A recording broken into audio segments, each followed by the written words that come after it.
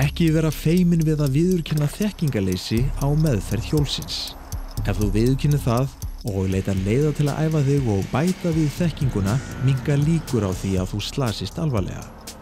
Áður þú leggur af stað eftir langt hlé frá akstri bifhjóls skaltu fá ökukennara til að rifja upp með þér og fara yfir eftirfarandi atriði. Hvernig best að nauðhemla? Æfðu þig það mikið og vel að þú beitir réttum viðbrögðum sjálfkrafa ef þú þarft á að halda. Hvernig best að beita hjólinu í beygju og hvað ef þú þarft að bremsa í beygju?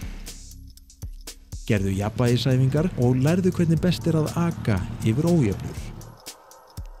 Lærðu hvernig best að bregðast við því ef dekk springur, kúplingsbarki gefur sig og eða bensíngjöf festist.